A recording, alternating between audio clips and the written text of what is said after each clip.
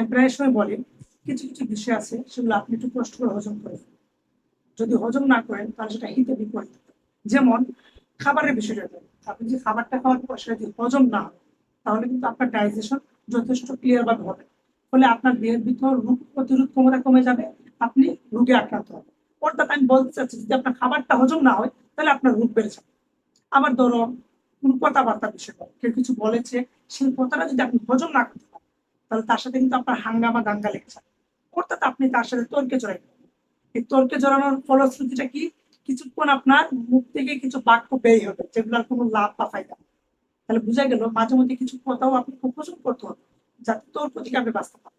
এছাড়া হতে পারে কেউ যখন আপনার অনেক সময় প্রশংসা করে না, এই প্রশংসাটা কিন্তু আপনি হজম করেন। কেন স্যার? দেখো প্রশংসা যদি আপনি হজম না করেন দেখবেন আপনার ভেতর অহংকার সৃষ্টি হবে, আপনি অহংকারী হয়ে যাবেন। আর অহংকারীকে কিন্তু আল্লাহ পছন্দ করেন না। সেজন্য কেউ যদি কোনো কারণে প্রকাশ্য হোক আর গোপনে হোক আপনাকে যদি প্রশংসা করে সেই প্রশংসাটা একটু কষ্ট করে হজম করে দেবেন। আমি কি বুঝাতে পারছি স্যার? এছাড়া মাঝে মধ্যে মনে না যে কেউ কিছু আপনাকে গোপন কিছু বলেছে, তার এই গোপনীয়তাটা একটু কষ্ট করে হজম করে রাখবেন। এটা কাউকে বলতে চাবে না, তুই আমাকে বলছিস তুই কাউকে বলিস না, এরকম করতে চাবে।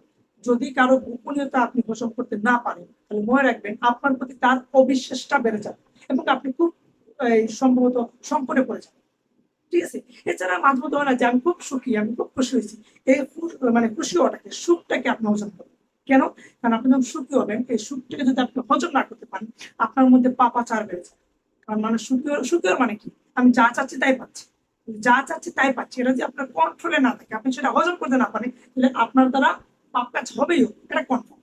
সেম উল্টো ভাবে আসো, যদি আপনি দুঃখ কষ্টে পতিত হন তাহলে ওই দুঃখটাকে আপনি হজম করতে চেষ্টা করবেন। কেননা আপনি যখনই দুঃখ কষ্টে পড়বেন, যদি যদি সেটা হজম করতে না পারেন তাহলে আপনার ভেতর হতাশা কাজ করবে, স্যাডনেস কাজ করবে। কেউ যদি একবার হতাশায় পড়ে যায় সেখান থেকে বের হয়ে আসা কিন্তু স্বাভাবিক খুব চারটিখানি কথা হবে। সেজন্য আমি বলতে চাচ্ছি এই কেউ যদি দুঃখ কষ্টে পড়ে বা আপনারা যদি দুঃখ কষ্টে পড়েন সেটা হজম করে ফেলবেন।